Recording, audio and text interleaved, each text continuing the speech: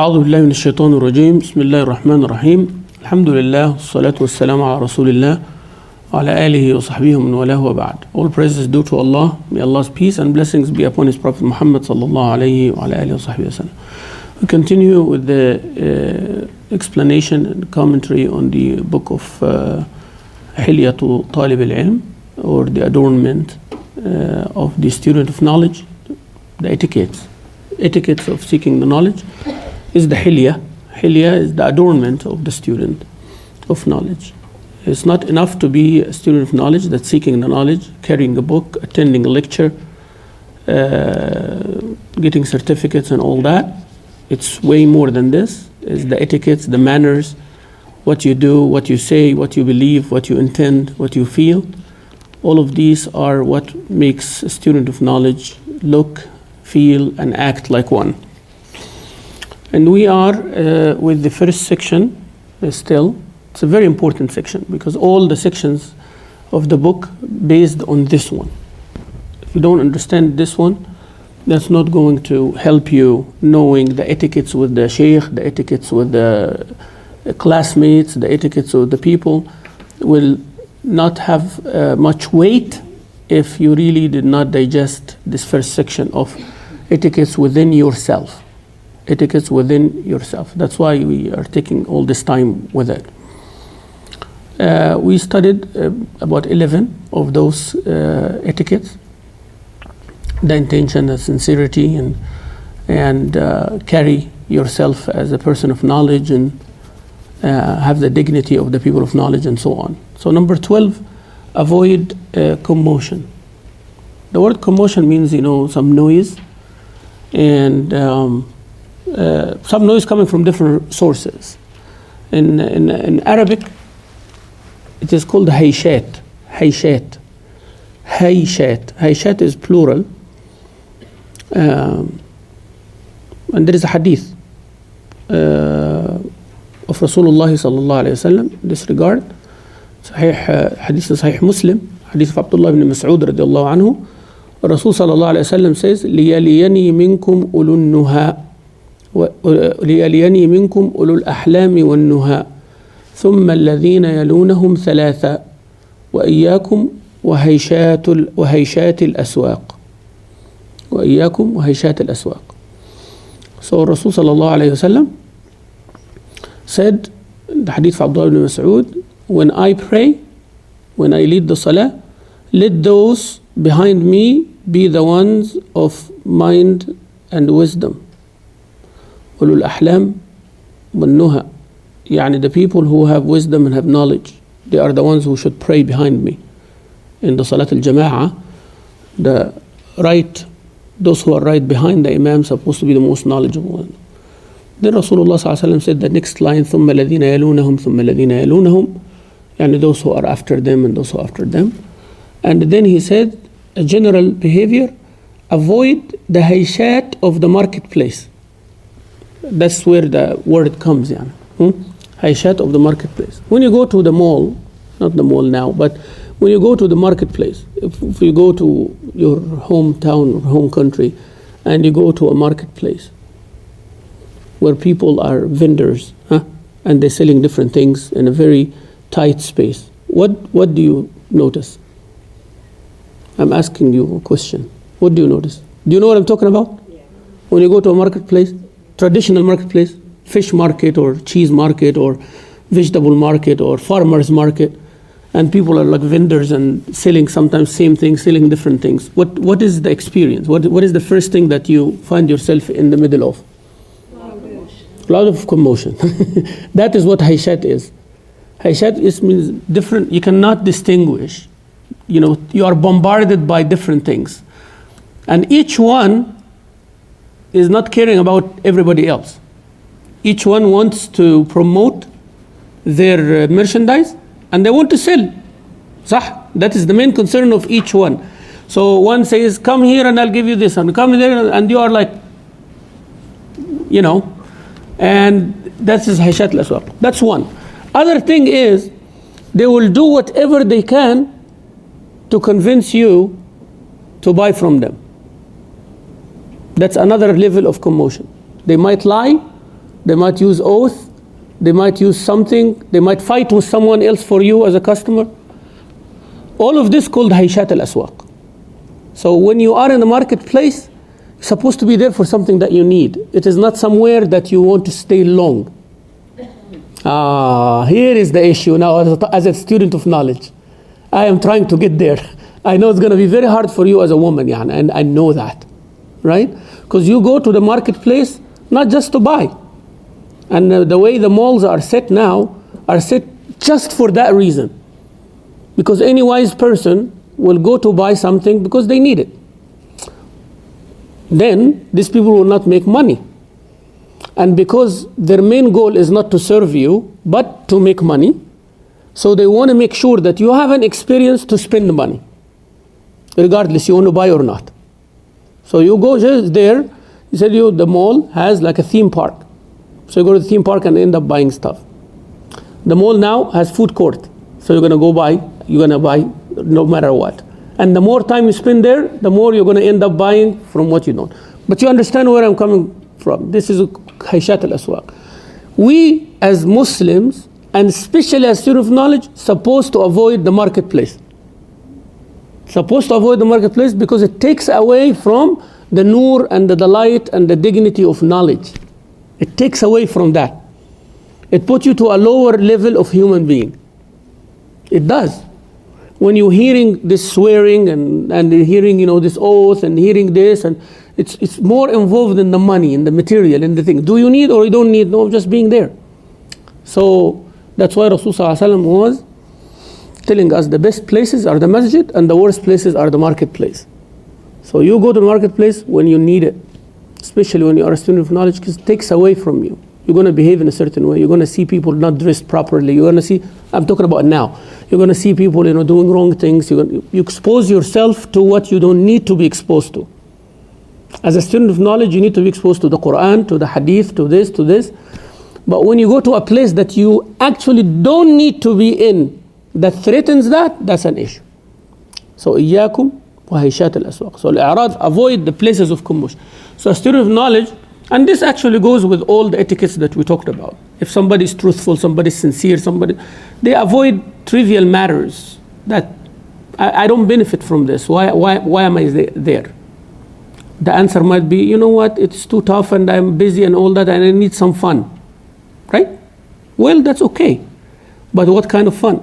What kind of relief are you looking for?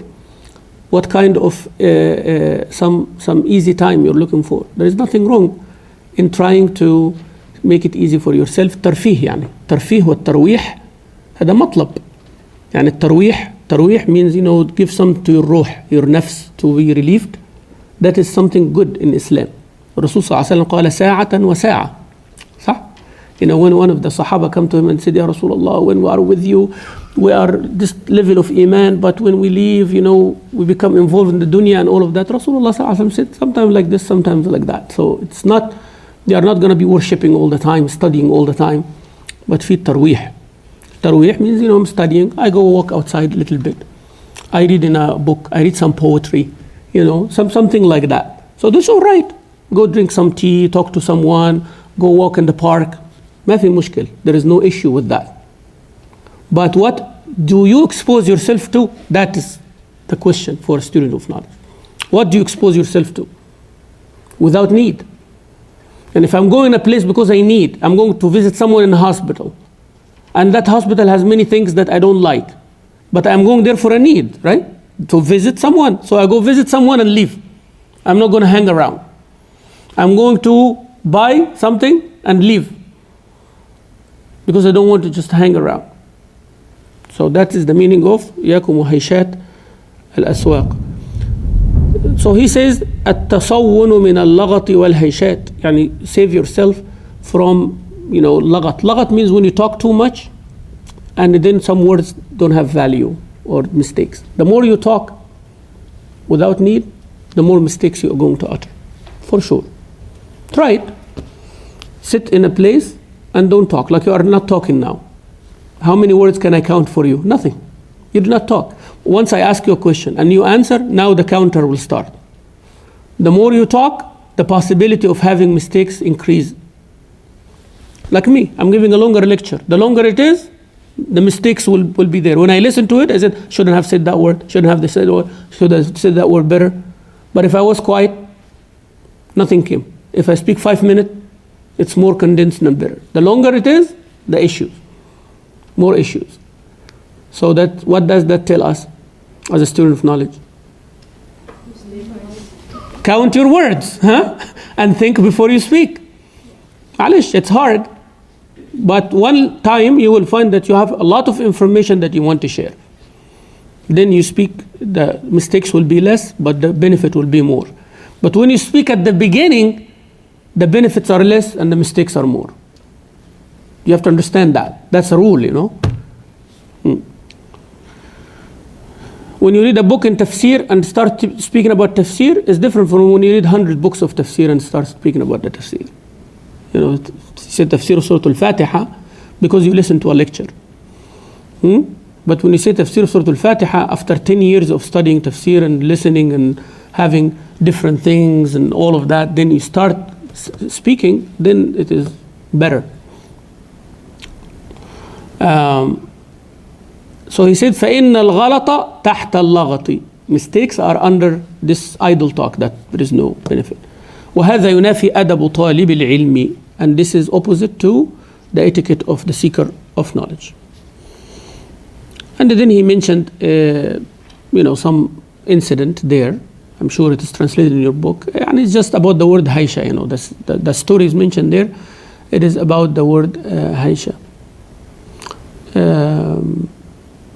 That there was the two tribes fighting and 4 people killed from one, and then they said we killed 4 people from the other tribe, and the Sheikh said no, there is no qisas in this one. No qisas, even though they know the 4 people who killed them. They know. So they said we should bring them and kill.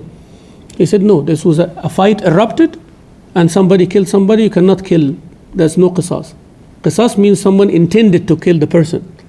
But this is a fight erupted and commotion happened, and the result is 4 people murdered. So you don't, they said no, there's not in any book of fiqh, or anything like that. They said, but there is. So one person brought a dictionary. He said, here is a dictionary, here is a book. Why? Because the Sheikh said, actually every book has it. He just said it like that. So the other man challenging him, he said, oh, here is a dictionary. So the dictionary, he opened it and he brought the word Haisha, and he find that this statement there. There is no qisas when there is a fitna erupts. So he find that. So what the author here is trying to do 2 things. One, saying that, the meaning of the word, linguistically speaking, right? That means a fitna erupted. Avoid that. And the other thing is how common people challenge. And that's Haisha in itself. That's a fitna in itself. Like, avoid arguing with ignorant people. Avoid arguing, because an ignorant person is challenging the Sheikh here, right? And it was a very tight situation. Allah saved him from it. So don't put yourself in a situation that a jahil challenges you. You understand? So sometimes, being an imam of the masjid and giving the da'wah and all that, the more you become responsible, the more you get exposed to that. You find someone says, oh, but where is the dalil? What are you talking about? What I heard that Sheikh saying such and such. See, they drag you to that kind of discussion. It's better to avoid, right? It's better to avoid. Some people will say, oh, the Sheikh doesn't have an answer, or the Sheikh doesn't have knowledge. That's okay, right? It's like Imam Malik. Someone comes to him all the way from Spain, from Morocco, Spain, that side. And he come to him with like I don't remember the number, but a big number of questions. And all of it, he says, I don't know, except like 4. So the man tells him, I came all the way from the scholars of my country, and you don't answer except 4. What should I tell my people? He said, tell them that Imam Malik doesn't know. Simple, right? So sometimes a person, look at a scholar in a different way, that way. Sometimes they look at, so when he went back to his people, when that man went back to the scholars, they said, yes, Malik is a scholar. Had he answered those questions, that means he's no good. You see how people look? So sometimes when you are in the league of the scholars, it's different from you are league in the student of knowledge, different from the league of the common people. Common people look at you a certain way regardless what you do. مفهوم هذه؟ يعني when you are a student of knowledge, common people or lay people will look at you regardless what you do. They already have the preconceived notion about you. Good or bad, doesn't matter, you know. Like there are some people in the community, they know you're good. But you know what they are waiting for? A mistake. And that group will be there no matter what you do. حتى يرث الله الأرض من عليه. They were there at the time of Rasulullah Muhammad sallallahu alaihi wasallam. They are just waiting for a mistake. They know you're good. They know you're benefiting. They know you are a scholar. You know better than them. You know all of that given. But what are they waiting for? Subhanallah, their heart is not at ease. They are just waiting for a mistake. Once the mistake happens, party time. You know, they will take it and fly with it and post it and make, salam. This is their, you know, what they were waiting for. And that group is there. You have to deal with it. Avoid. Protect yourself. No doubt. But you have to understand it is there. So you're not going to change that, no matter what you do. There is another group who are going to make you like an idol. You know? Like whatever you say, they believe, and they will fight, they will kill somebody for you. This one is as harmful as the other one. خلي بالكم يا اخوان. يعني not everybody who is supporting and agreeing with you, that means they are for your own good. They can actually be destroying you more than the first one. Right? So you're the Sheikh. Sheikh, give it to them, man. Give it to them. In the khutbah, I want you to talk to these people. Honor, like that. Yeah. I saw it. I saw all of it. So what I'm trying to say here, this etiquette of seeking knowledge is making you at peace. You are not working for people who supports you or who are against you. خلي بالكم. Wallahi, be careful. Be careful, because we are human beings. You will get dragged to it easily. We are humans. Easily. You find someone smooth and coming at you. They even have good intention. But you don't listen to your conscience. You don't listen to the book of Allah and the hadith of Rasulullah. And you find people around you supporting you. We're going to be with you. Hussein ibn Ali, the grandson of Rasulullah sallallahu alaihi wasallam, was murdered because of that. People told him, you are the one, you are this, you are this, you are this. And he has like 20,000 people. But at the end of the day, there were 11 guys. You get the idea, right? So where are those who were... Now when the sword comes, people run. Okay? And you stand alone on your... So be alone from the beginning, Be alone from the beginning. Say the truth, say the good, and let those who want to follow, but you don't count on them. You count on Allah Azza wa Jal, subhanahu wa ta'ala. We are not in a sword fight here. We are in a da'wah for Allah's sake. Okay, so be convinced of what you do and avoid all this nonsense. Don't worry about those who support you or those who are against you, those who criticize you or those who praise you. You are on the right path. You are on the right path, and that's what you need to care about. Number 13, يا سلام, التحلي بالرفق.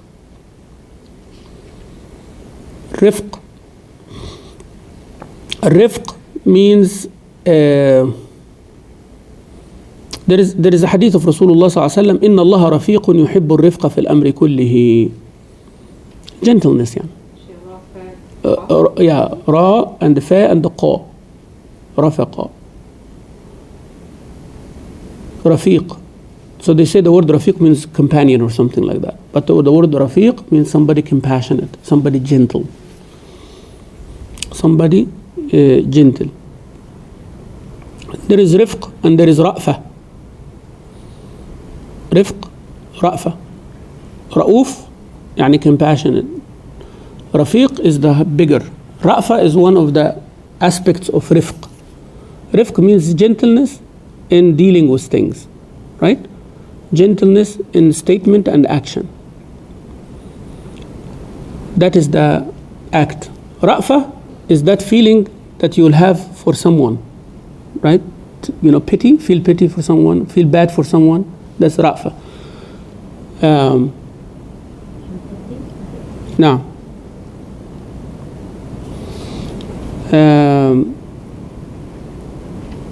so rifq, this is very important for someone who is a teacher or who is a student. Rasul sallallahu alaihi wasallam said, "Ma kana rifqu fi shay'in illa zana." Gentleness will adorn anything that it gets in. وَلَا نُزِعَ مِنْ شَيْءٍ إِلَّا شَانَ. And it will deform anything it is taken away from. So when we are dealing with each other, you take the gentleness out, it looks bad. Doesn't matter how good we do.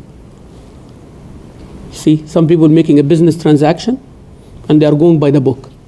But they say, oh man, this is shrewd, cutthroat. You know, there is no feelings. You achieved. You made the deal. But you feel that there was no gentleness in it. You understand? So you won, but you're not happy fully. Even though it was something done right, but there was no emotions in it. Now we put emotion in something, even you did not, when you said, you know what, even I did not take the deal, I know some good people now. You see the difference? You see the difference, right? So sometimes you talk with someone, you didn't achieve anything, said, you know, we are going there, we're not getting anything, but at least we know these good people. You know, they will deal with you nice, they will smile, they will deal, you know, you said, oh, have good experience. But sometimes you achieve what you want, but there is no gentleness in it. So that's why Rasulullah sallallahu alaihi wasallam said, if you put gentleness in everything, it becomes nice. Also, Rasul sallallahu alaihi wasallam, Allah told him, because of your rahmah of Allah, you became lenient to them. So that's why you grab their heart. That's why you win the hearts of the people. You win the hearts of people when you deal with them nicely, with the leniency. Especially those who are against. And I'm telling you now, sisters, there are many sisters who do not like what you're doing. Right? You do not like the way you talk, the way you dress, the way you are practicing and all of that. Especially those. You have to speak nicely to them. Especially those. Because sometimes we easy to take our corner. Right? Now when you are a student of knowledge and you have more knowledge, you are not agreeing with what they do. I'm not agreeing with someone who is not practicing. I'm not agreeing with them. But if they come to the mosque, they make that effort, they want to talk to me or they want some, I will sit with them, I'll give them attention and all that. If Rasulullah sits with the mushrikeen, these are not mushrikeen. They're a Muslim. But misguided or deviated or having trouble. Even I'm sure that they will not follow suddenly, but still, why not? Why not give it a try? Allah is the one who has the hearts.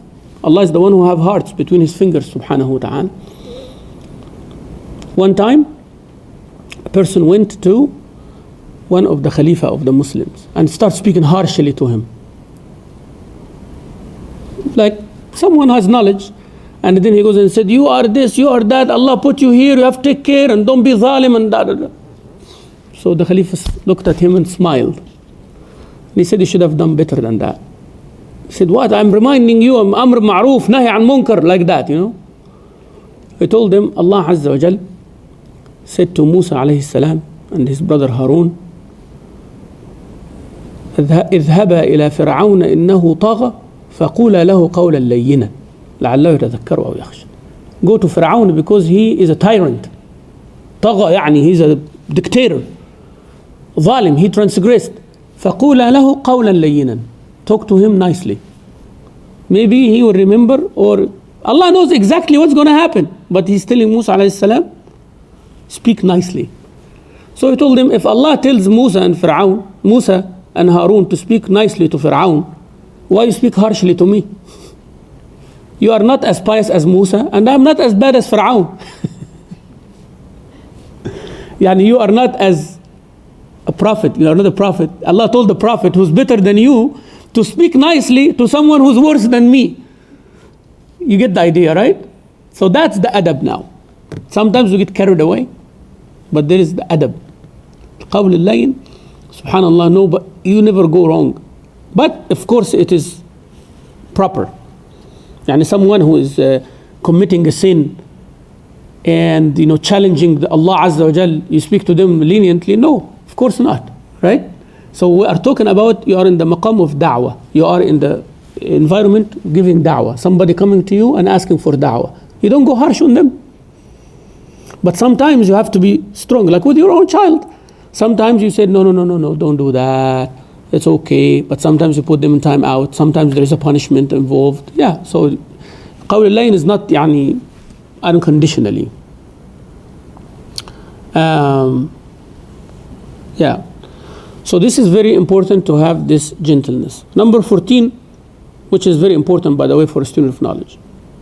التأمل. التحلي بالتأمل, adorn yourself with contemplation, pondering, thinking, meditating. فإن من تأمل أدرك. Whoever has contemplation always reach. وقيل تأمل تدرك. تأمل means think, yeah. Think before you do. So if somebody asks you a question, in psychology they say repeat the question back. They say it for a few reasons. One of them is to buy time. Because the question, when it comes, you are not ready for it. Sometimes, you are shocked.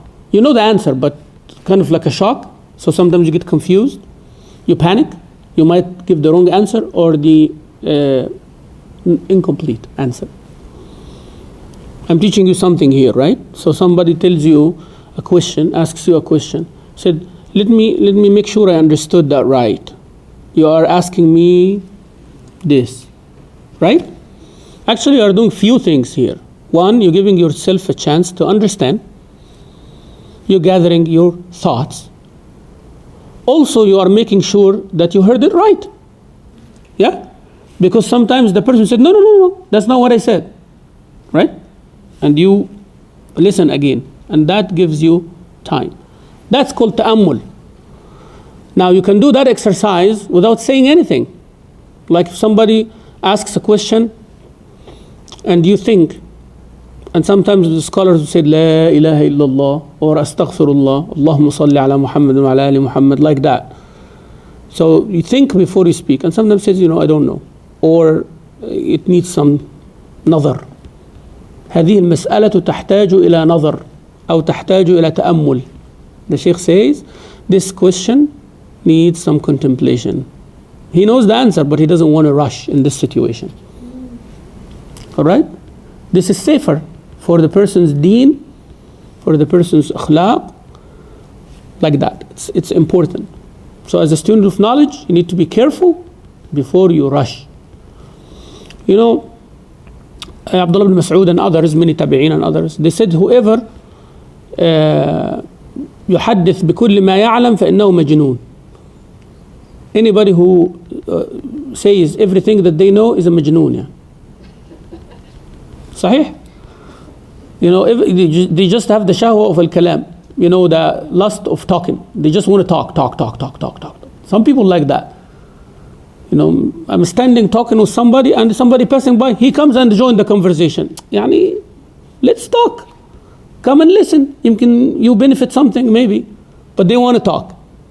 You give the khutbah. Wallahi Sheikh, that was the best khutbah. But next time. And every single khutbah like that. Same person. سبحان الله, أنت موجود للتصحيح فقط. Are you there only to criticize and correct people? You come and try to give khutbah sometimes. You're a khatib coach or something, or I don't know what is that. So some people, they have talk, and they always have an opinion. And I'm sure you come across someone like that. Someone always have an opinion on everything. That's a majnoon. I'm sorry, You can't have an opinion about everything because you don't know everything. You don't own everything.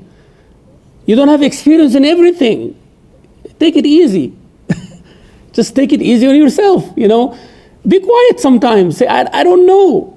Maybe you know better. Maybe you know, but you want to learn something new. But just be quiet.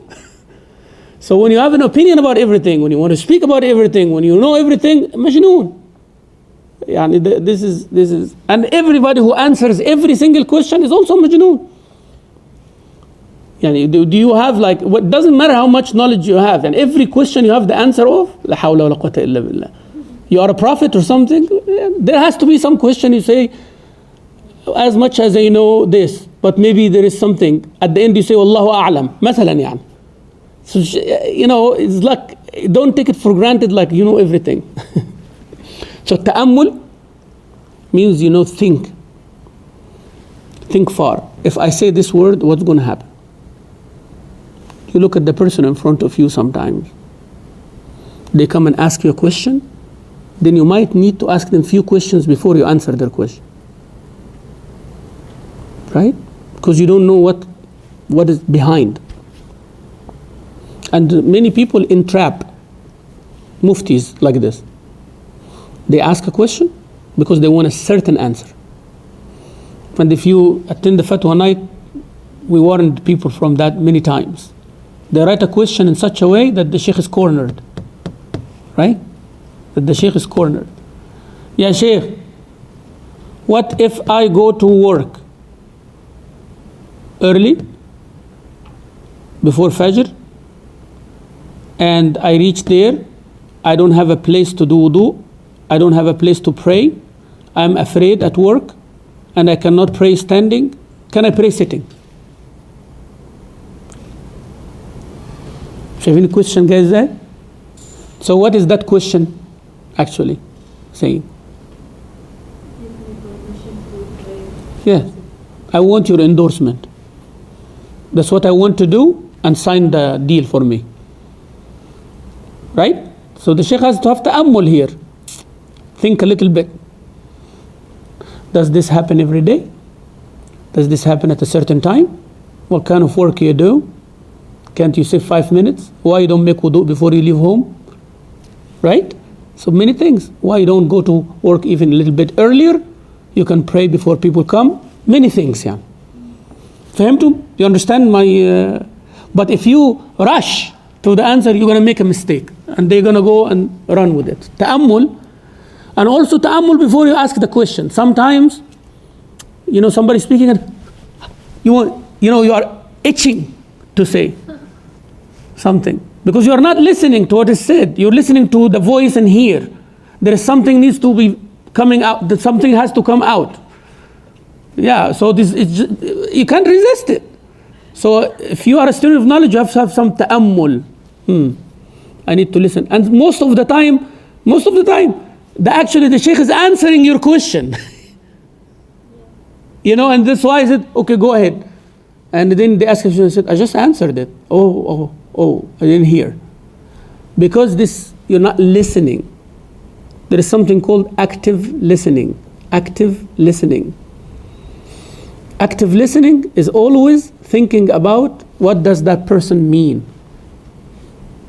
It might be different from what I understand. So always you are engaged, right? Engaged in what they're saying, trying to make sense out of it. So there is a process going on. That's why a student of knowledge is like absorbing this knowledge. Is not only listening to their own voice of resistance. So have ta'ammul before you speak or before you do anything. So he says, فَتَأَمَّلْ عِنْدَ التَّكَلُّمْ. Before you speak, بِمَاذَا تَتَكَلَّمْ? What are you going to say? وَمَا هِيَ عَائِدَتُهُ? What are you going to benefit? وَتَحَرَّصْ فِي الْعِبَارَةِ وَالْأَدَاءِ دُونَ تَعَنُّتٍ أَوْ تَحَذْلُقٍ. And always pick what you say without making it harsh and without showing off. Like sometimes a person comes and he knows that the level of the people in language is less, but then they use bigger words. عارفين انتوا الناس دول. Some people like that, yeah, So تحذلق. تحذلق يعني in Arabic is a unique word. That means they are, how they say it in English? When somebody using those big words out of show off, like they show off using big words. Yeah. Like they use it. Yeah, they're putting people down and they're putting themselves up. And that's in every language, in Arabic and all of that. like a person comes to one of the people of the lexicon, يعني. The Fairuz Abadi, his name is Al-Fairuz Abadi, and he's challenging him. متحزلق يعني this man is a linguist, يعني he made a lexicon. You know lexicon يعني the dictionary. He wrote a dictionary, so that means he's not like anyone, يعني. He's super sheikh, يعني. So that person comes and they challenge him, and he told him few things. So the sheikh answered him with harder, just to tell him that you're not what you say you are. So sometimes يعني no. So sometimes we need to avoid that. So always have contemplation before you speak, and count what you say. What is going to be the benefit of it? Does this word benefit here, or I just have the urge to speak?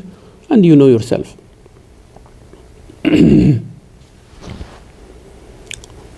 وتأمل عند المذاكرة, when you are studying with someone. You know مذاكرة from ذكر ذال كاف and را, ذكر remembering. So مذاكرة يعني مفاعلة means two people doing it. يذاكر يعني you remind me something, I remind you something. And by the way, I'm going to tell you something nice.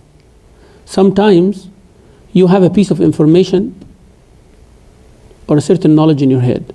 It will never become clear unless you talk to somebody about it. I'm not sure if you tried this before or not. Sometimes you understand something in a certain way. The minute you start explaining it to someone, it becomes clear in your head. You know it, right? Nobody said anything, but just the barakah of sharing it with someone, mudhakara. That shows you the deen of Islam is the deen of, exchange. We need to benefit, da'wah. So sometimes and then you repeat the lesson to someone, and by just repeating it, subhanAllah, because there is someone in front of you now, you're trying to make them understand, right? So it's different.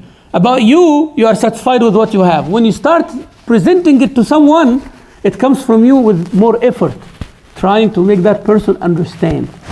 So that's why they said mudhakara is important, with people. So people of hadith, Quran, not enough that I recite for myself, I always recite in front of somebody else. I listen from them and they listen from me. I read one page, they read the next page, and then we switch, right? So that kind of like makes you put extra effort, ta'ammul yani, that you focus more. When I'm reading the Quran alone, it's different when I'm reading in the salah.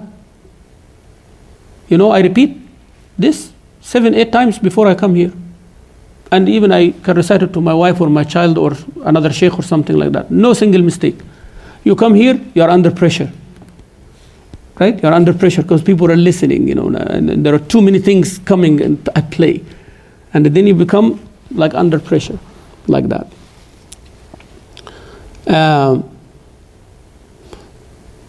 So عند المذاكرة, when you are studying, كيف تختار القالب المناسب, يعني how you choose the suitable expression للمعنى المراد, for the intended meaning. That's called balagha in Arabic, by the way. Balagha means rhetoric, speech, right? Balagha. You have an intended meaning you want to deliver, right? You have to think before you say what would be the best way to deliver this. We're going to learn this now, inshallah. So it is not just saying what I want to say. That's lay people. You are a person of knowledge, you are a person of authority, you are a person of leadership. Then your concern is not just delivering. Your concern is how to deliver, how can I maximize the benefit. So the vehicle has to be the best. Okay? It has to be the best. That's why you have to always have organized thinking, organized thoughts. Just don't speak haphazard. Always think. When we leave today from this lesson, what did we benefit? Okay? So what I want my students to benefit today, have a list, 2-3 things. That's why I say in the khutbah, Jum'ah, I advise all those who want my advice in khutbah, I say, be ready. The second khutbah, the last couple of minutes, you can summarize your khutbah in 3 points. That is what people will go out with. Most of them will forget most of what you said. That's a given. Yani there is no genius sitting there, he's going to repeat the khutbah verbatim for you. So you don't want the khutbah to be a waste of time. Right? Now I'm telling you this for a reason now. Listen carefully, because you sisters attend also masjid. So I give the khatib that. Okay, I said as a good khatib, try to summarize in 1 point. You can say 1 point. Today, summary of the khutbah or the highlight of this khutbah, such. And make it a brief, to the point, easy to understand for a child sentence. Okay? Today's khutbah, we heard that you will not be good believer unless you love for your brother what you love for yourself. And we had few examples regarding this. This is what you go out with today, my brothers and sisters. And then make the dua. This is what people will remember. Okay? Now if you go 3. If 4, don't go 4. But 3 would be easy. What if the khatib doesn't do that? That's my point for you now. What if the khatib doesn't do that? What if the khatib doesn't do that? What's your duty as a listener? You do that. You do the 3 points. Okay, so if the khatib did not summarize his khutbah in 1, 2, or 3 points, what do you do as a listener? Try to come up with 1, 2, 3 points. Otherwise it becomes a waste of time. Now you understand the ta'ammul? Your time is precious. We are easy to say, today khutbah was dull, or the khatib was dull, like this, like that, and then you're giving yourself excuse not to benefit.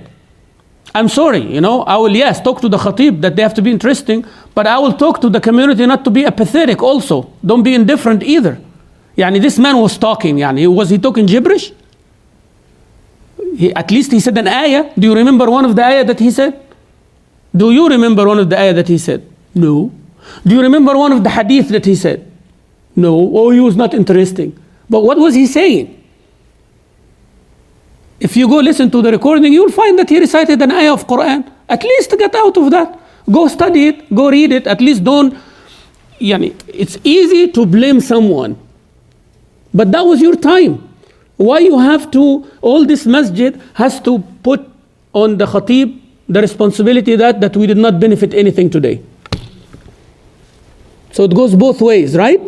What were you doing? Where is your ta'ammul? Where is your own contemplation? It's easy to blame people. It's easy to say, the sheikh was not interesting today.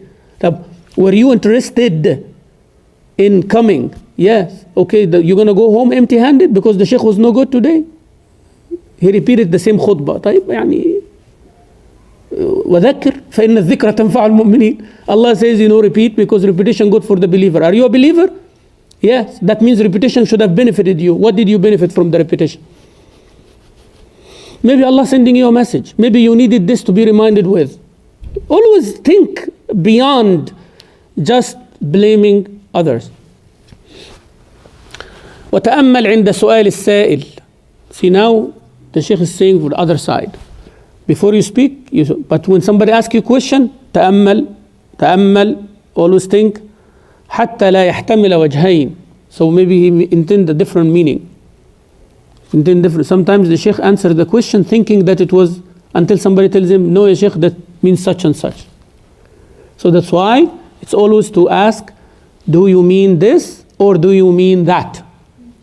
Okay, do you mean this or do you mean that? Because there are 2 issues. So you want to be very clear when somebody talks to you. Just don't react fast.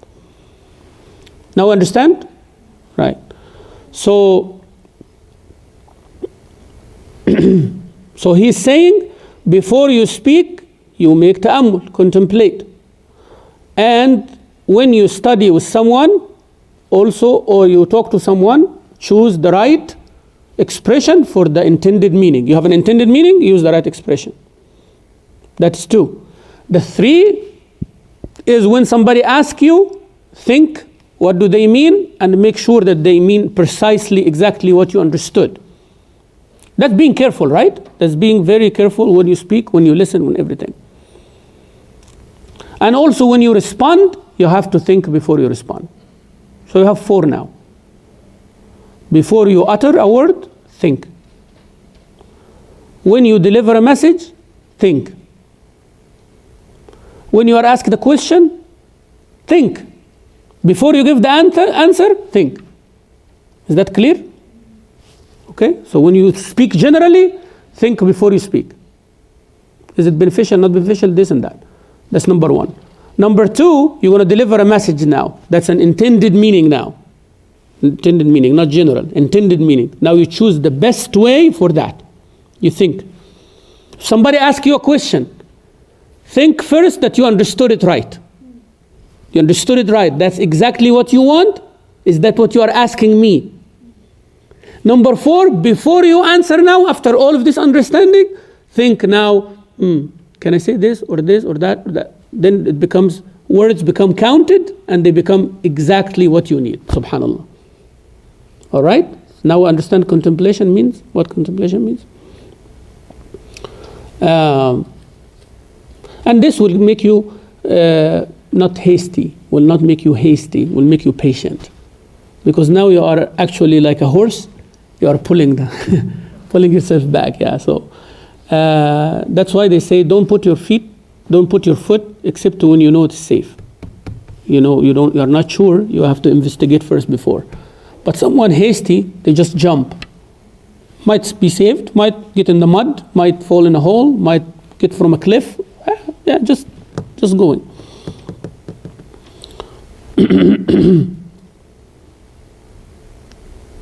Now, so, and this again also needs hikmah, because sometimes you need also to take decision fast. And it is not always being patient is a good thing. That's why when you are a student, you have to have a teacher, a coach. Right? They went through these things, so they tell you. And there are things, by the way, you don't study in books. We cannot write it in a presentation. It comes by exposure.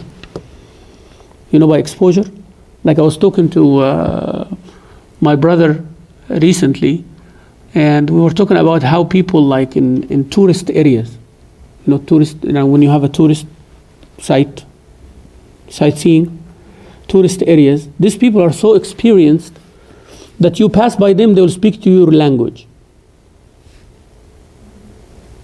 صحيح. يعني somebody passing, they will speak Italian. How did they differ between the Italian and the Spanish and the German and the Greek and the Japanese and the Korean? Exposure, right? So they cannot write a book for you and say, when I see this guy, I know he's Japanese because of, they don't go through that process. What is the process? That they exposure. They saw thousands of times to the point that they will never make a mistake. Even when I go as an Egyptian in Egypt, sightseeing, pyramids and all that, okay? And I have all my family members from Egypt, okay? They will start speaking to them, but they will come to me and they said, where do you live? Where do you live? I said, here. He said, no. America or UK? You see, they know. And then when I investigate, they say, the way you behave, your facial expression, there are different things. It's like that, okay? So one time I go to Misr, Egypt, and I decide to buy a pair of shoes. Just a pair of shoes from my country. So I enter the store and I tell the man, I want these shoes. He says, not for you. I tell him what? He says, we don't have what you want. I swear, he said, we don't have what you want. And he just looks at me up and down. I said, why? He said, because the shoes you have, you need a certain type of shoes. We don't have that. Right? Now anybody walks in, they would be happy to sell them. But at least he was honest. What I'm trying to say is, you need someone like that to coach you until you become like that. And that's the barakah of hilm. All right? So, when do you know that I have to ta'ammul? When do you know that I have to make the executive decision? When I have to rush? When I have to be patient? These things are not written in books. These things need musahaba, mutaba'a. That's why a person travels and sticks with the sheikh for a long time. They know their behavior, they know their things. And I gave you that example before. You know, I go, and now I'm coming from Houston, going to Minnesota. I made the effort to come to the sheikh and all of that. And the halqa of Quran comes, and then, you know, I, sit somewhere. Then, you know, somebody comes, an older brother comes, okay, for the halqa, comes late, yani. So I move a little bit and I make him sit before me. Like, you know, the sheikh is going like this, 1, 2, 3. So I'm like number 3, right? So now I'm number 4. So what did I do? I just moved a little bit and I made the person sit. Okay? So the sheikh came, finished number 1, finished number 2, make him read, and then he skipped me. He skipped me. And everybody read, and then he said, Sallallahu ala Muhammad, and he left. So I'm not happy now, right? I'm sitting there, Maghrib and Isha, and waiting until like midnight, and now I have to drive like 45 minutes back. I'm not happy. And the Sheikh left, he said, Bukra inshallah, tomorrow. So now, tomorrow I go, I sit, and then I take my turn and read. And then I stay, I did not leave, you know. After I finished, I wanted to ask the Sheikh what happened, right? So the Sheikh taught me a lesson, and he says, لا إثارة في القربات. لا إثارة في القربات. يعني now you are a student of knowledge. You don't prefer anyone over you. You don't give someone your turn. What are you trying to do? Are they better than you? Or you are better than them? Are you showing off or not showing off? Why did you do that? You have your turn, you came early. He came late, he should stay late. You get it, right? All of this did not come in my head. I was just being nice to an older guy. Right? So now I did not read that in any book, but I learned it. He said, if you are in the first line, you do not give someone else your spot and go in the second line. لا إثارة في القربات. You know, you have a space in the Rawda to pray 2 rak'ah, and then an older person comes, don't tell him, come and pray. No, you pray first. You understand? So sometimes you be gentle and all of that, but there are certain things only a sheikh would tell you. Okay? Another example, you know, enthusiastic student of knowledge in the beginning, and now you read few opinions and all that. You go ask the sheikh the question, and the sheikh started answering. He said, but sheikh such and such said. Huh? What? Yeah, sheikh, what about this? And he started asking too many questions, follow-up questions. Then the sheikh said, okay, inshallah, I will look into it. Right? And that repeated few times, and he never looks into it, and I never get my answer. Right? So now, it clicks after a while. Every time I do this, the sheikh does this. Every time I ask him a question and they ended up being 20 questions, I will never get the answer. But ask the question and listen. Best listen. That's it. And then the sheikh will open the gates of knowledge for you. Will give you everything he knows about that mas'ala. Now you benefited a lot. Now go and cross-check and do whatever you want to do, but you got the knowledge. You got your answer. So these things, you need a coach in it. Okay?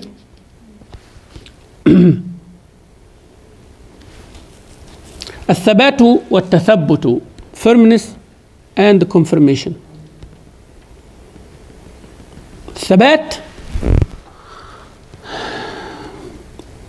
means staying firm on something. Don't be wishy-washy. Don't vacillate. Don't falter.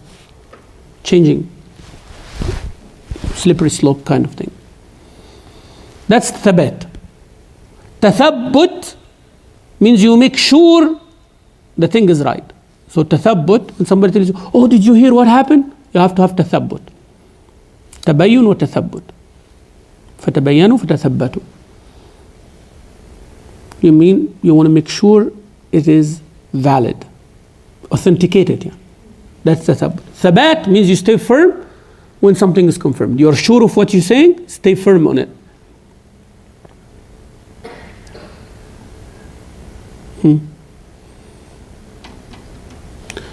So, whenever you are delivering something, make sure it is right first. You know the exercise that they make? If I tell Sister Amal something, and I tell her to tell the next person, and tell the next person to say, so what happens at the end when it reaches to you? Why?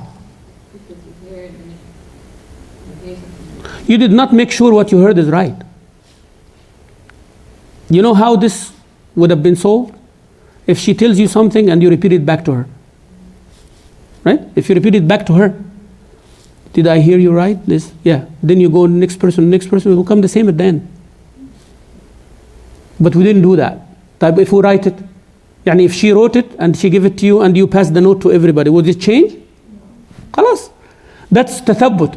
Tathabbut means I make sure of what I say that I heard right before I say it. That's why Allah Azza wa Jalla said, فَتَبَيَّنُوا. We have to make sure. If somebody comes to you with the news, you have to make sure it is right. That person, did you hear it right? Yes, I heard it right. From who?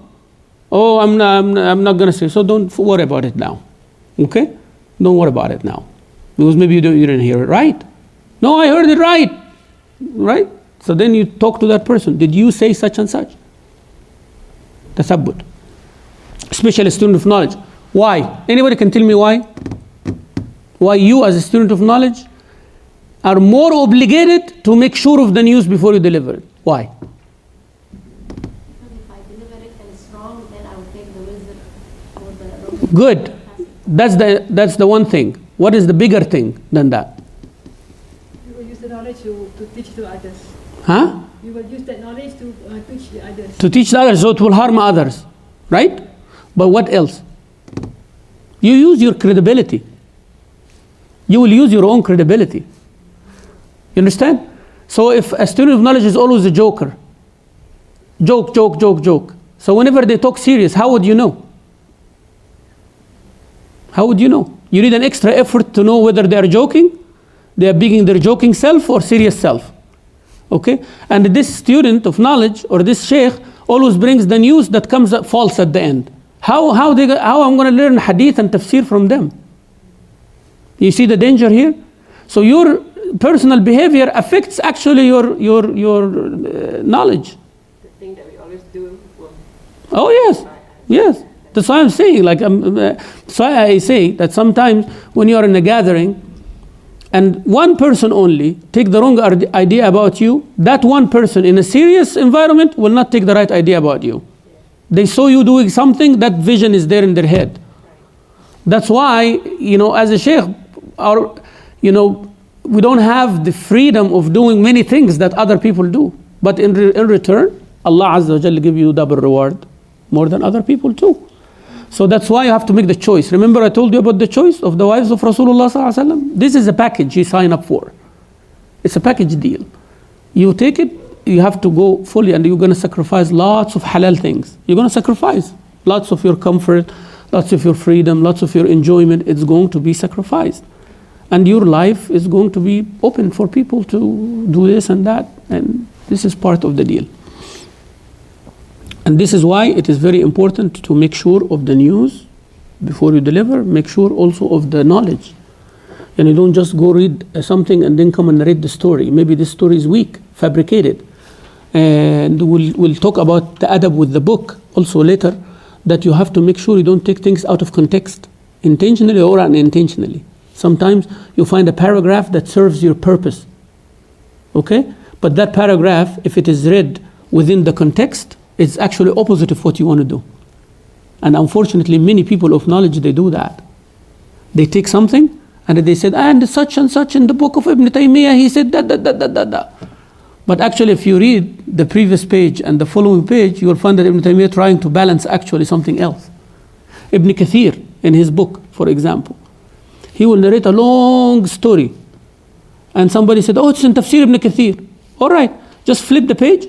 And Ibn Kathir said, and this is from the weak Israelites. That a student of knowledge should not be quoting. Just a line kida at the end of the story. And this is what people say all the time, but has no value. He just said at the end. As a student of knowledge, you need to be really, really careful of what you, because people will know that. And I know, here in Houston, some people say, oh, Sheikh such and such, he speak very nice, but all his stories are weak. So why you go there? Because I enjoy it. I enjoy it. So you see, the harm is more than the benefit. Yeah, many people like to listen to this, even though they know it's not right. So you have to be very careful what you give people. It's like medicine, right? You give them the wrong medicine, they become addicted to it. They love it. They will come back to you again. But are you helping them? Are you helping them? No. Actually, you are destroying them slowly. So, not everything sweet is good. I told you that before. So, Sheikh, how do we balance, between that chef that you give an example and then a chef that is giving it, kind of harsh? So how do you balance who to go to for the knowledge? Yeah, they have very good question. You have to work on your immune system. So you have to go to the gym. I hope you understand what I'm talking about, right? So this is like customers now. These are like the exercises. But you have to build your own immune system. That means you have to have time for yourself, for your ibadah, for your softening of the heart, for your own well-being, right? Then you'll develop that filter that you will balance the things. Because I'm not saying that person would always give the bad things. He has good in that, but it is wrapped in the wrong wrap, right? So you have to have the filter to take the good and leave. خذ ما صفى ودع ما كدر. Like Imam Shatibi in the Shatibi says, خذ ما صفى, take the clear water and don't stir it to bring the mud out, right? So just خذ ما صفى ودع ما كدر. So leave that, but you have to have that ability. So you have to work on that ability, and that's why we're studying this book here, right? Studying this book. So you decided already that, because you're going to authenticate. You hear a story now, you are going to go as a student of knowledge and see the sihha of this. That's a filter right there. How you balance? How you balance? I give you a story, go search it. And see, that story, that hadith, where is it? Now you develop that filter. So you are listening, you're only taking what is right, and sometimes a person gives you a weak story. The moral is right, but the story is wrong. And sometimes the moral is right. Like somebody said, اطلبوا العلم ولو في الصين, hadith. Seek knowledge even if it's in China, it's a hadith. The meaning is right, but that's not a hadith. So when we say this is not hadith, it's fabricated. There is no such a hadith. That seek knowledge even in China. China is very far, right? So that means seek the knowledge if it's very far. Is this something required? Yes. Is this a good advice? Yes. But is this hadith? No. So do we reject the statement because the hadith is weak? No. We agree first, it's not a hadith. It's not a statement of Rasulullah because it's dangerous. To attribute to Rasulullah something he did not say. But is it sahih, to seek knowledge even if it is far? Yeah, and I can bring you many ayat and many hadith, and Sayyidina Musa went and traveled and all of this thing to seek the knowledge, and Sahaba went 1 month traveling to seek the knowledge. There are authentic hadiths serving the same purpose. So when you listen to someone giving you weak stories, you think about yourself, is this story authentic? No, it is weak. But what is he trying to say? He's trying to establish a good moral. Is there something in Quran and the Sunnah and authentic stories? Yes, then replace this by that. So you benefited something here. Right? So that's how you filter things. So you have to have tathabbut. You have to have tathabbut. You try to find the source. That's why our deen is the deen of chain. From him, to him, to him, to him, to him, to him, to the author, to the Sahabi, to the Tabi'een, to Rasulullah sallallahu alaihi wasallam, right? We always have to make sure. But we have to apply that within our communities as well. Otherwise, I give you a shorter cut, Otherwise, if you don't want to do that or cannot do that, as if you did not hear anything, just cut it. Ahsan, don't let it stop at you. Sometimes it's easier. One time a person comes and say, do you know what this person said about you? I said, I don't know and I don't want to know. I said, but he said something. He said, okay, are you okay if I bring him now and you say it in front of him? No. So why are you telling me? Are you telling me to become the enemy of my brother? Or telling me to make my brother look bad in front of me? What are you trying to achieve? He said what he said, خلاص يعني. Because now my heart is changed already. And I become curious, I want to know. So it's a problem, right? So just don't say whatever you hear and try to make islah. If somebody talk bad about someone, you say, يا أخي اتق الله. اتق الله, this is ghiba. This is not good. Maybe he did something wrong. Go talk to him. Right? And then don't deliver to the other person. Because sometimes it makes the heart change. And you don't want that.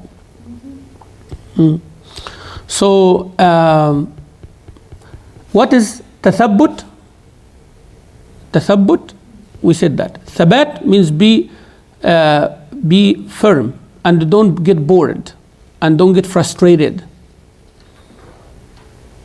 Thabat also means you stick with something. Now we are studying a course, right?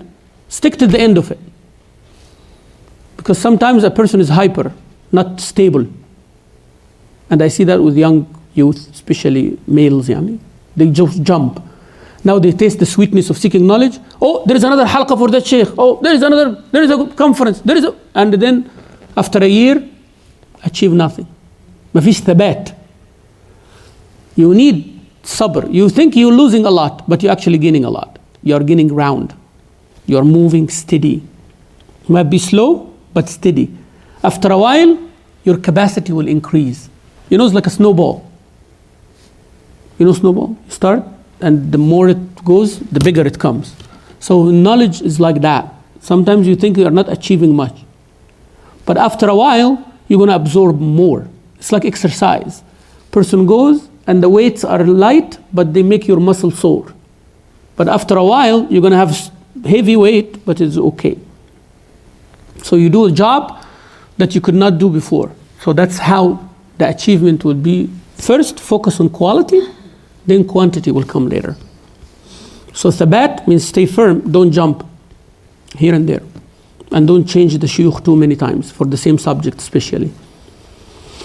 And don't change books. Finish the book and go to the book which is bigger. That's why the scholars of fiqh, for example, they make levels. They say you want to study fiqh, you study that book for beginners, then that book for above average, then that book for intermediate,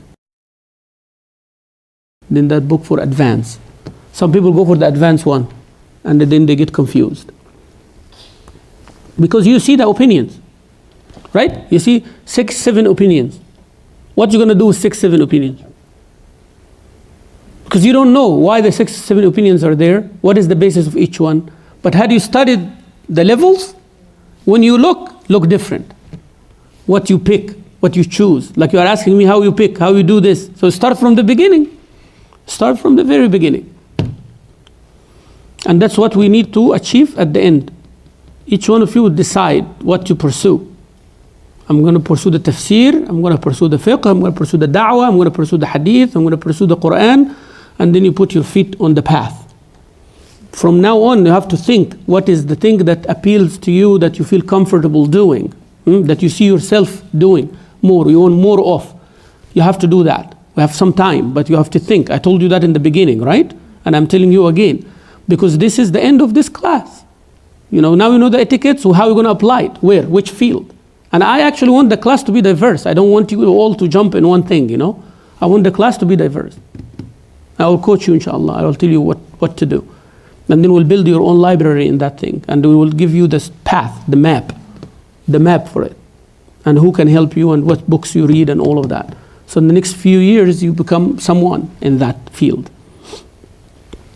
But this will not come unless you make sure of what the sources before you deliver, and you stay firm until you achieve the next level. Stay firm. Don't wishy-washy. Don't jump and don't get frustrated. Don't get bored. Don't give up. Don't give up. Because giving up is a very common thing in seeking knowledge, by the way. You might not know it, but giving up is more than anything else. People drop like flies. They do.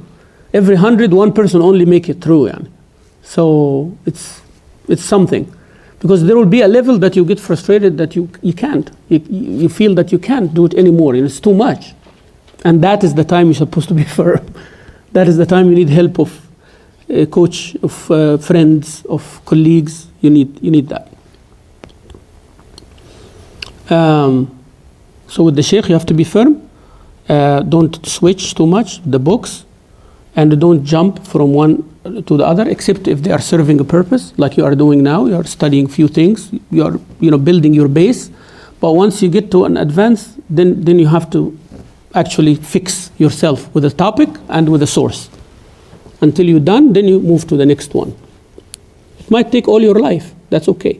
But if you stick with the tafsir, believe me, you're going to be learning aqidah, fiqh, sirah, everything. If you stick with the fiqh, you're going to be learning other things. So don't think that you are not going to be exposed to other material. Yeah? But that would be the focus. Right? You are expanding on it, but all the knowledge actually come on the same field at the end, but with the focus on one.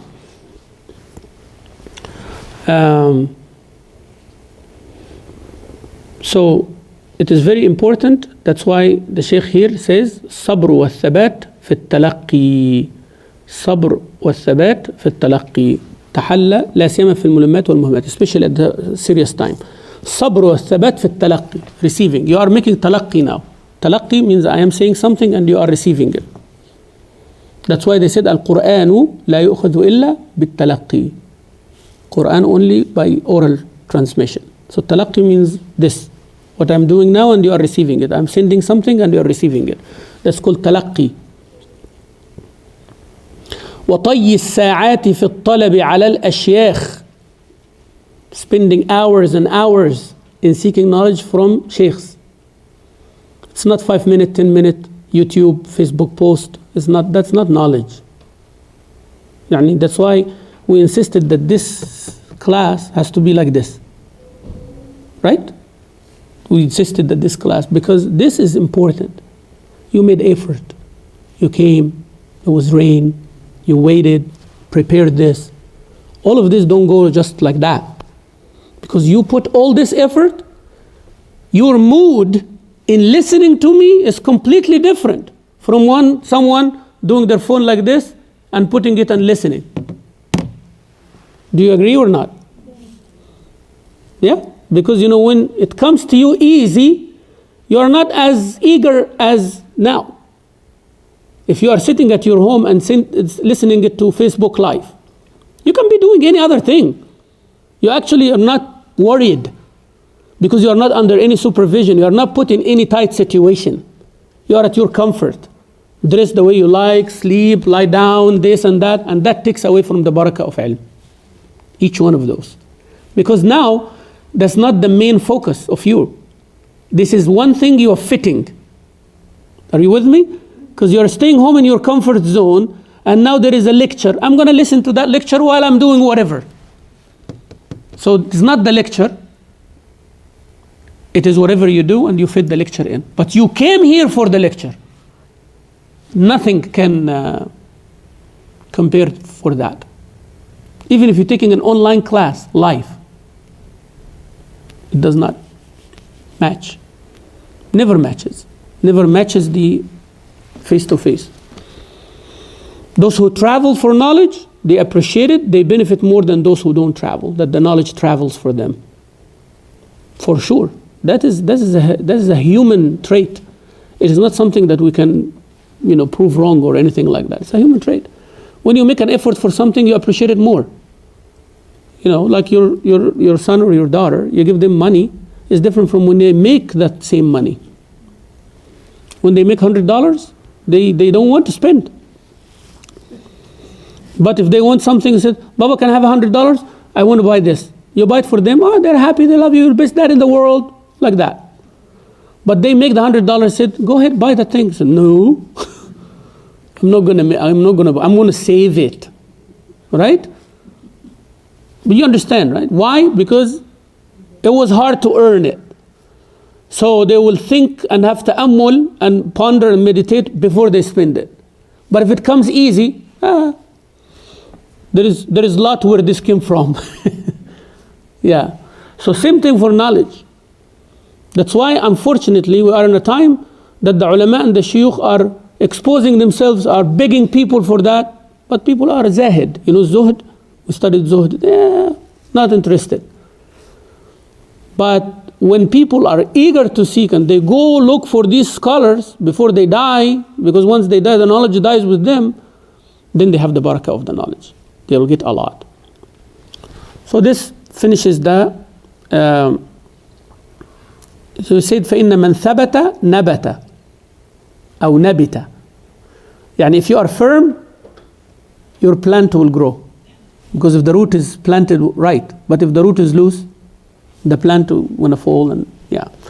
So this finishes that chapter. Now, methodology of seeking the knowledge. Inshallah, we're going to go a few minutes in it, and then we'll open for your Q&A.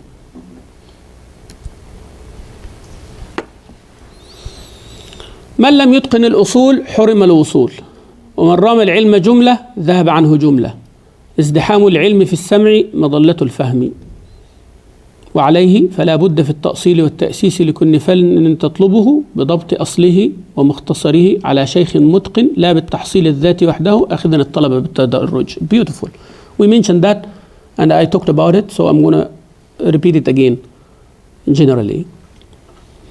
It says, whoever did not master the fundamentals of a knowledge will never reach in that knowledge anywhere. And you're learning something, you have to know its fundamentals. They have to teach you the fundamentals. You have to do this, you have to do this, you have to do that. Then you build on that and advance. If you don't know the fundamentals, how far can you reach? You don't. Somebody's engineering. It is not by the gift that you have. You have to have fundamentals. Medicine, religion, deen, tafsir, there is usul of tafsir. Otherwise everybody think, oh, I think this ayah means such and such. Who are you to think? Do you know Arabic? Do you know Nahu? Do you know Sarf? Do you know Ishtiqaq? Do you know Balagha? Do you know Arabi? Do you know this? Do you know that? No, I don't know. Then you cannot say. Those are the fundamentals. So he's saying, whoever does not master the fundamentals will not reach in that knowledge. Hurima, will be deprived from reaching. And whoever seeks the knowledge in its totality will go away from him in its totality. You listen to 10 lectures speaking about everything, you forget everything. Right? So you don't seek knowledge all. I want to study tafsir, fiqh, hadith, aqidah, everything, and I have 1 year to finish it. No, you're dreaming. كان غيرك أشطر زي ما بيقولوا يعني. You're dreaming. That doesn't work like that. It needs sabr, tears, effort, يعني lots of things. Yeah. That's why they say, for that, he said for that, you have to build your fundamentals, you have to build your foundation for every branch of knowledge you're seeking. You're going to do tafsir, where do I start, ya Sheikh? Give me a plan. Clear? Clear? Have a plan before you move. Otherwise you waste. Every day you, without the fundamentals, you're wasting. Even if you think you're achieving something, you're not. Tafsir is not just reading books and keep repeating it. You have to know what to pick and what to choose and why he's saying this and why he's saying that. Sometimes you read the tafsir, you love it, but the aqidah of the author has something wrong in it. And he's trying to make it go through this tafsir. You understand? So you have to know that when you're reading the aqidah of this mufassir is, so I have the filter now. So I read his tafsir, but whenever it comes to that issue, I abandon. So tafsir is not just reading the book and going and saying the tafsir, it's dangerous. That's the usul, fundamentals. So when I teach you the fundamentals of tafsir, I tell you who's a linguist, who's a jurist, who's the person who have this aqidah issue, whose tafsir is that. So when you go prepare, you know exactly what to take and what to leave. Okay? So some people think tafsir, I have in my maktaba 5-6 tafsirs, I'll go cut and paste and I come and say وقال القرطبي وقال الزمخشري and Ibn Kathir said, يا فرحتي. Now you actually confused people and might deviate them actually just by repeating what the scholar said. You know, just repeating what the scholar said, you can deviate people. All right? So if you don't know the usul, you are going to make harm. So that's why he said, for every branch of knowledge you're seeking, you have to build your foundation first. How? بِضَبْطِ أَصْلِهِ.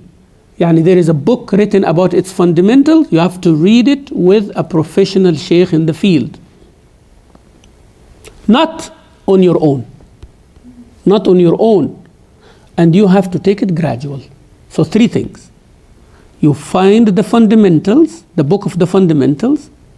Number 2, you go to a master who can teach you that and put your feet on the right path. 3, you have to take things gradually. Don't jump. Right? Take things gradually. And it needs sabr. Allah Azza wa Jalla said, وَقُرْآنًا فَرَقْنَاهُ لِتَقْرَأَهُ عَلَى النَّاسِ عَلَى مُكْثٍ وَنَزَّلْنَاهُ تَنزِيلًا. Quran is revealed on over 23 years. Not one time. And the kuffar said, why جملة واحدة? Why he's not giving? Allah Azza wa Jalla, كَذَلِكَ لِنُثَبِّتَ بِهِ فُؤَادَكَ. The reason for it coming on stages is for your heart to be firm. So a student of knowledge, to stay on the path, you have to take small doses and increase the dose like that until you reach. So don't rush things. Like a tree. It grows, slowly and gradually.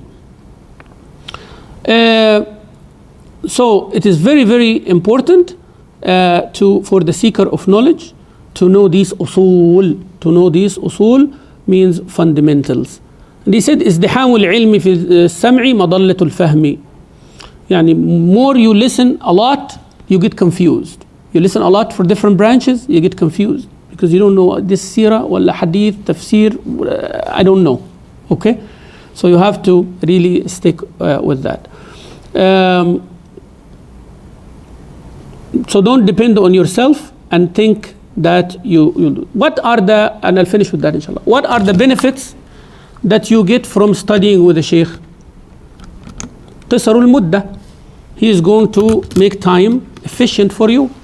Because when you are on your own, you might get lost until you get what you want. It's like you go to a library, you look for the book on your own, or you ask the librarian, where do I find that book? Sit in that section right there. So he actually saved for you to go 5-6 aisles until you find, right? So the sheikh will tell you, la, don't read that book, read this book. خلاص. Instead of going on your own, he make the time efficient for you. قلة التكلف. يعني he also saved you effort. He saved you time and he saved you what? Effort. أن ذلك أحرى بالصواب. It is closer to right because he has experience.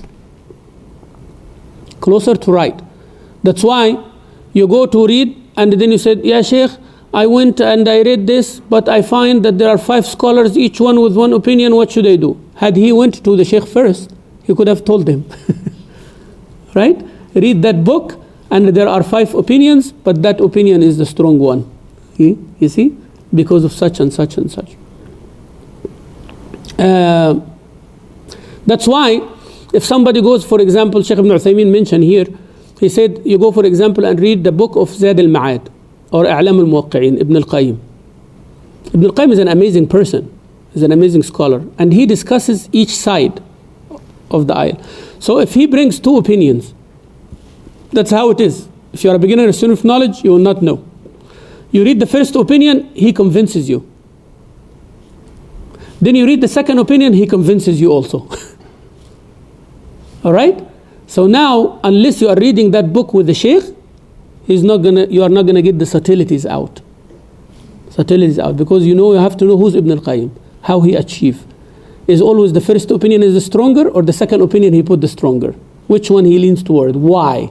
What is the background? So all of this, the sheikh already went through all of this. So he make the way shorter for you.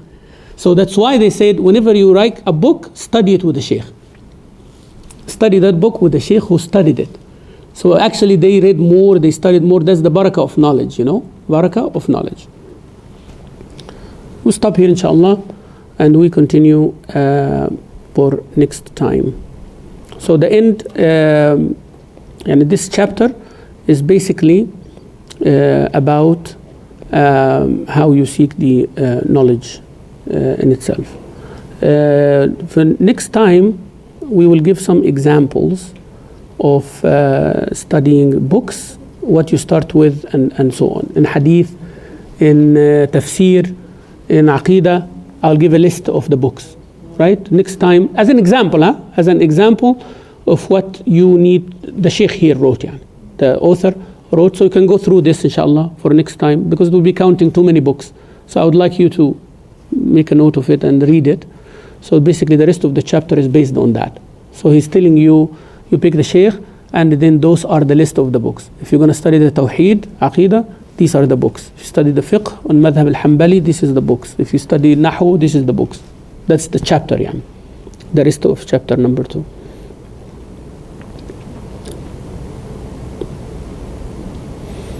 Right? So basically, the remaining of chapter 2 is that. And we'll go over them, inshallah, next time. Inshallah, Rabbil Alameen.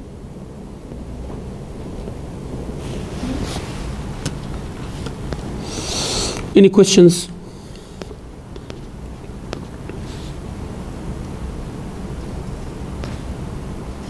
Yes. How do you verify whether a hadith is authentic or not? Yeah. How you verify hadith is authentic or not? It's already verified. What you're trying to do is trying to find out. Because when you say you verify, that means you're going to go through the process, right? Verifying the hadith is authentic or not, that means you're trying to find out. The hadith is called takhrij. Takhrij is a science of hadith. It's called takhrij. Takhrij kharaja, kharaj, exit. Takhrij means trying to find the quality of this hadith or the degree of that hadith. So in hadith, you have sahih and you have da'if. That's one section. Imam al-Tirmidhi came with something in between called hasan. So it is da'if by itself, but if you gather there is different, I'm not going to go to the science of hadith now, but you verify by going to the sources that tells you that. So there are books actually gives you the daraja of that hadith, the degree of the hadith. And there are websites like that now. I don't know about an English one, but there are many that you just put the hadith and it tells you where is this hadith is mentioned. It's mentioned in Bukhari and Muslim, it's mentioned in Tirmidhi and Ibn Majah, it is mentioned in this, and the Imam al-Dhahabi said it is da'if, and because of such and such and such, they give you that detail. So you give me a hadith, I will check it and I'll tell you the hadith. So I find out. It's not I'm verifying, verification here is very simple. It's easy, it is not as hard as you think, because it's already done. Any hadith is already done. Nobody now is going to prove a hadith is weak or not. It's already done. The hadith, science of hadith, all the hadith narrated, we know the hukm of it. Right? And again, some scholars said this is da'if, some scholars said this is hasan, it depends again in that. But subhanallah, any hadith that has a value, you will always find it sahih from another route. That's why Sahih al-Bukhari, for example, he mentioned. Imam Ibn Hajar, Egyptian Ibn Hajar, like about few hundred years ago, he explained Sahih al-Bukhari. And he gave the narrations in other places that people consider weak. And he followed it from another direction and he make it Sahih.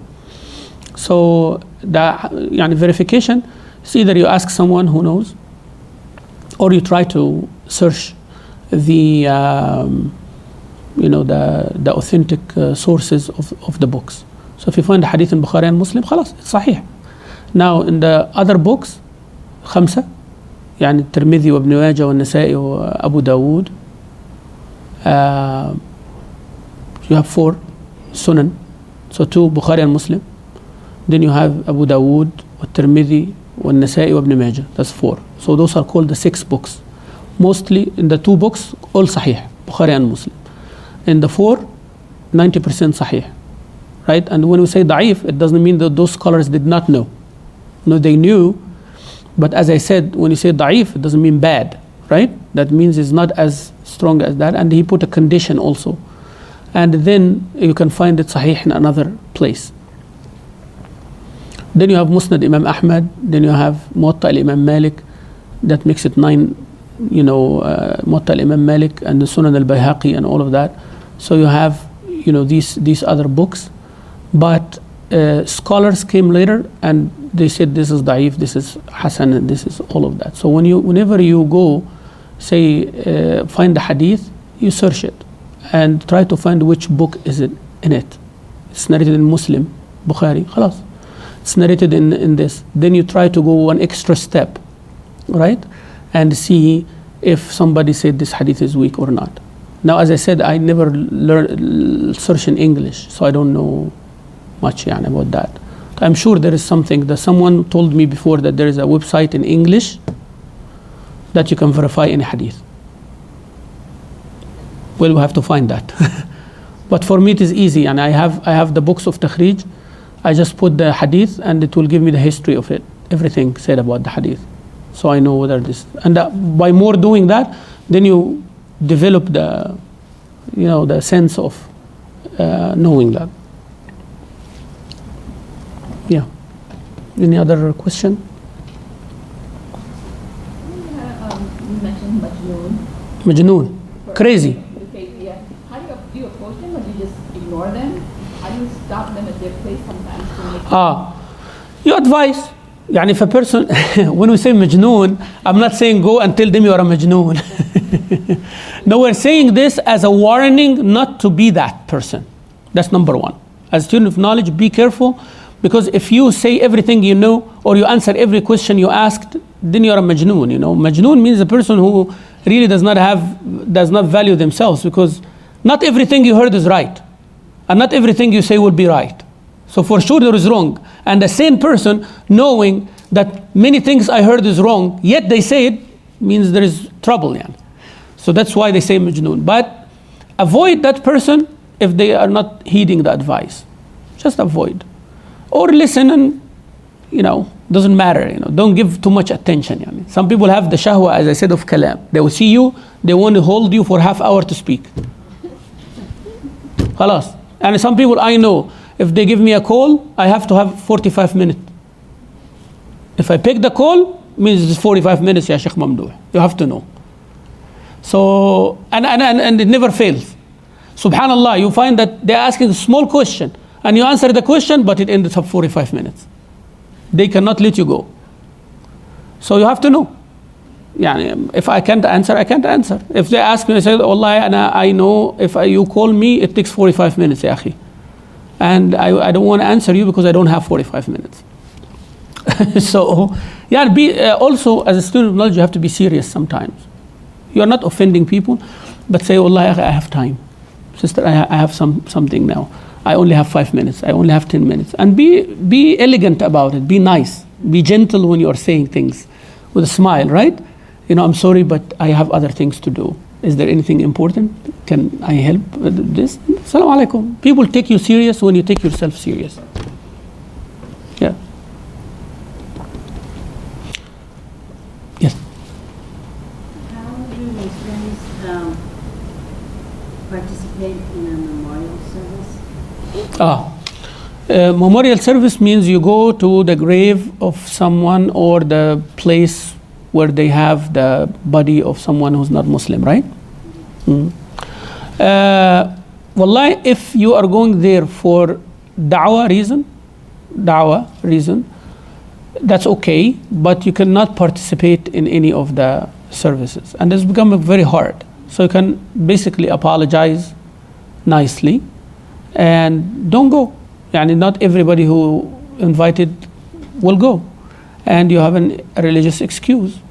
If people will understand. If they will not understand, and you know that your presence would be more beneficial than your absence, then you go with making sure that everybody knows what you can do and what you cannot do.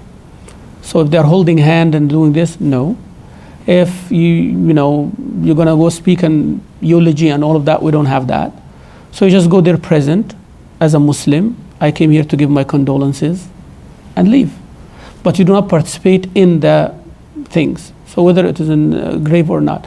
Also, people standing on the grave and then they come and say all these things. If you are standing there and listening, it's like you are approving of it. So as I said, if you go there and you, number one, you decide my going is more beneficial or not, right? Based on that, you go or you don't go. When you go, you cannot participate in the shirky things that they would do, whether it's a dua or a prayer or a practice or something like that. So basically, you're going to go give condolences and leave. That's a basic thing. Go show your face, if it is necessary to go. Especially if it's a family member. It becomes hard, for people sometimes as family members to be absent from that, and people will not understand, and then you have to make lots of explanation. So basically your presence for a few minutes would have solved it. That's why I advise people, if it is family member or something, go. I'm a human being also, I feel bad and all of that, but there are things I cannot do, right? So you go and you participate on that level, and Allah Azza wa Jal accept, inshallah. And that's in any other gathering, any other gathering that is religious and it contradicts with your religion. Most of the time we're trying to find the things that does not contradict with our religion. We're okay with it. But once it contradicts with the religion, then there is no choices there. Because either you compromise the deen or you respect the deen. Right? So it's that. That's a hard choice, but it has to be done. So sometimes people will invite me to go to gatherings or to this or that. I said, that's what I can do and that's what I cannot do, if that's okay with you. I will just come, I'll give my condolences, but I have to leave. Is that okay? Yeah, it's okay. So be open and clear from the beginning what you can do, what you cannot do. Don't leave expectations open, then people get disappointed. Yeah. And so how does one do da'wah? Yeah, da'wah is in different places. It does not have to be in that time.